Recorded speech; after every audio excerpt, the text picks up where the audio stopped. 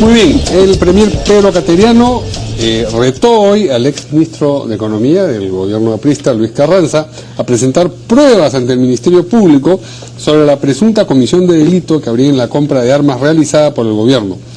El antiguo titular del MEF aludió a esta compra el fin de semana en una entrevista que publicó el diario Perú 21 y dijo que el gobierno de Humala ha comprado armas de manera secreta por un valor de casi 4.000 millones de soles entre el 2014 y el 2015, de manera que han sido varias las presuntas compras. Vamos a escuchar lo que ha dicho el primer ministro Pedro Cateriano al respecto. Si ese señor tiene pruebas o indicios de comisión de delitos, debería ir el día de hoy al Ministerio Público y formular esas denuncias, porque si no, este señor incurre en el delito tipificado en el Código Penal que se llama de omisión de denuncia. O sea que si ese señor tiene pruebas, tiene que ir hoy. Y si no va, yo invoco al señor fiscal de la Nación para que el día de hoy inicie una investigación de oficio y cite a este señor. Yo lo que desde el balcón es muy fácil criticar, pero cuando él manejaba todo el dinero del Estado, ¿por qué no dotó a las Fuerzas Armadas de equipos? ¿Por qué no pagó buenos sueldos a los soldados, oficiales y policías? Y de otro lado, si de manejo de dinero se trata, habría que recordarle a ese señor por qué con esa política llevada adelante surgieron presidentes de gobiernos regionales como Ancash. Porque si... A ver, ¿qué dice el congresista Mulder? ¿Qué pruebas? Acá están las pruebas. Pedro Cateriano revela que Nadine Heredia le da luz verde para compras. ¿Y en qué quedó lo de la luz verde? Eso es una prueba contundente, el señor Cateriano diciéndole a una persona que hasta ahora no sabemos quién es y que él mantiene oculto: Nadine Heredia me ha dado la luz verde para lo de las armas. Esa es una prueba contundente, señor Cateriano, debería estar inculpado hace tiempo. Es una prueba de un delito. Pero por supuesto, más aún si él se niega a decir con quién hablaba. Y más aún si él se niega a decir de qué hablaba. Él dice, no, que eso está editado, no me acuerdo. Por favor, lo menos que podía haber hecho por transparencia es decir, no, yo estaba hablando con un primo mío y estaba hablando de armas de juguete. Ya, siquiera, ni eso. ¿A esa operación se refiere, cree usted, el exministro Carranza cuando dice? Yo creo que esto es parte de ese esquema. Este gobierno ha comprado armas como casi ningún otro gobierno. Y la casualidad es que se las ha comprado sustantivamente a Francia y a Corea. Los dos países en donde el señor Ollanta fue agregado militar. Sí. Qué casualidad, ¿no? Entonces, estas cosas con Francia, que estamos viendo ya en el punto anterior, más este tipo de compras que se han hecho, la del satélite fue muy polémica y ha tenido todo tipo de cuestionamientos en el Congreso y en la Comisión de Fiscalización. Y las han salgado, igual han firmado. Ahí sí firman con todo, ahí no es que haya dudas, hemos revisado, nada, ahí sí firmaron con todo. Y esos viajes que señala Cecilia y todo eso. Entonces, esos son todos indicios que perfectamente un fiscal de oficio puede empezar a abrir. Pero lo cierto es que son más de 4.000 millones, eso sí está en la ley de presupuesto, ¿no? Él debería tener una acusación constitucional por esta llamada de luz verde. Se trató efectivamente, te acordarás, se le hizo una moción. ¿Por qué no se dio una moción? A ver, ¿y cómo si no han recibido? Se dio una moción. Los dos líderes partidarios no han recibido, le han dado la mano, no han dialogado. Escúchame, se dio una moción de interpelación. Lamentablemente no alcanzamos los votos. ¿No? El fujimorismo firmó por la interpelación y, si no me equivoco, por la censura. Lamentablemente en una democracia lo que ganan son los que más votos tienen y nosotros no ganamos porque ellos, pero entonces pero a veces cuando sirve la impunidad es malo. Claro, pero bueno, se respeta. Nosotros quisimos hacerlo porque creemos que él debió de haber dejado el gabinete por este tema, pero no ganamos en los votos y por lo tanto el señor se mantiene ahí. El señor se mantiene ahí, pero además de ahí se convierte en premier y habla sandez y media. Dice Mario, habla sandez y media. Que le dieron la mano para que todo bien. Ya sabían que venía con el anticuchazo de las compras de armamento. Te digo y te cuento por qué. ¿Por qué? Porque estamos en un país lamentablemente cada vez más frágil, donde la economía está paralizada hace tiempo, donde cada segundo que pasa hay un peruano que pierde su trabajo, donde las amas de casa no pueden ir ya al mercado con lo que iban hace un mes porque no les alcanza. Entonces, nosotros, y lo dijimos en su momento, después que el señor Cateriano nos ha insultado en innumerables ocasiones y nos ha dicho la vela verde, nosotros, pensando en el país y en la gobernabilidad del país, lo hemos recibido y lo volveríamos a hacer. lamentablemente, lamentablemente eso fue antes. Y ahora el señor, después que termine su gobierno, se tendrá que analizar, pues, si es que se le hace una denuncia constitucional y que efectivamente el Poder Judicial empiece a investigar. A ver, Silvio Violeta. A ver, yo entiendo y hago un poco lectura de las posiciones políticas que tienen Cecilia y el congresista Mulder, pero creo que nos estamos olvidando de una cosa, sin ánimo de avalar absolutamente nada. El Perú está en una guerra.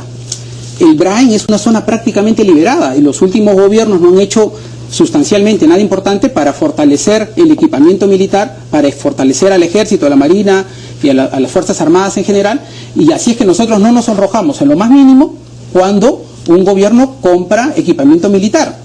¿Qué cosa es lo que nosotros cuestionamos? Lo que nosotros nos cuestionamos es que no hay una estrategia clara precisamente para combatir el narcotráfico y los rezagos del terrorismo que hay sobre todo en el Brain. Entonces, mira, probablemente, si tuviéramos que funcionar un poco especulativamente, sí, probablemente hay gato encerrado en esta historia. Pero lo cierto es que en el tema de fondo se necesitan armas y que hay que comprarlas. Y además, las armas hay que comprarlas normalmente de manera secreta. Ese es un procedimiento legal y también regular. Es un procedimiento secreto que se informa a la Contraloría General de la República, la Contraloría da un visto bueno y bajo ese mecanismo se compra o de Estado a Estado o bajo una licitación pública. Si usted no ve nada extraño aquí, como de alguna manera... No queremos pensar en el tema extraño para abrir indiscriminadamente todo tipo de suspicacias. Lo que nosotros creemos es que hay que fortalecer las Fuerzas Armadas, hay que equiparlas, hay que darle armas, pero por ejemplo, si se estuviera discutiendo un poco mejor la estrategia, estaríamos pensando qué tipo de equipamiento es el que se ha comprado. Por ejemplo, Pedro Pablo Kuczynski lo que dice, PPK, lo que dice nuestro presidente es que muchas de las compras que hay que hacer tienen que ser de uso dual. Helicópteros, por ejemplo. ¿Para qué? Para poder utilizarlos en actividades militares, pero también para poder utilizarlas en intervenciones civiles en casos de desastres. Por ejemplo, por decir una de las cosas. Mira, aquí nadie se niega de que las Fuerzas Armadas y la Policía Nacional tienen que estar bien equipada. Estamos totalmente de acuerdo. Bien equipada, bien pagada, con todos sus beneficios. Eso está fuera de duda. El problema aquí está cómo se está comprando, a quién se está comprando, por qué favores se están devolviendo por esas compras y además se está comprando para que se las roben. Acabamos de ver que las granadas salen de los cuarteles. Acabamos de ver que el ministro del Interior y el comandante general del Ejército se acaban de ir al BRAE porque han robado no sé cuántas armas del cuartel. Entonces, o sea, si vas a comprar porque se las roben, ¿de qué estamos hablando? Y además, un satélite que no tenía por qué ser secreto, que ha costado muchísimo dinero y que hasta ahora no nos dan explicaciones, lamentablemente, que las hemos pedido, de por qué se decidió comprarle a ellos, por qué, con esas características, etcétera, etcétera. Entonces acá hay un grave cuestionamiento, no de que se compren armas, sino de la manera como se están comprando y cuáles son las razones detrás de esas compras para hacerlo. Entonces, esas son las explicaciones que tiene que dar el ministro Premier ahora, que fue ministro también de Defensa. Entonces él no puede decir que no sabe. ¿Y qué hay de la omisión de denuncia que menciona Cateriano? ¿Existe esa figura? ¿Estaría incurriendo en ella efectivamente Carranza si tiene las pruebas, tiene los elementos de juicio? Sí, además no hablaba él de ningún delito, señor Carranza. Lo que Carranza ha dicho es que este gobierno ha comprado demasiado en armas secretas. No se sabe. Ellos declararon con un decreto legislativo que toda compra militar tenía que ser secreta. Lo hicieron en el año 2012. Y a partir de allí, toda compra militar, incluidas las cosas que no tienen que ver con armas, eran secretas y han sido siendo secretas. Esa ha sido la pugna permanente que la Comisión de Defensa ha tenido pero constantemente con el señor Cateriano y con los ministros de Defensa anteriores, el señor Balaquiv y todos ellos.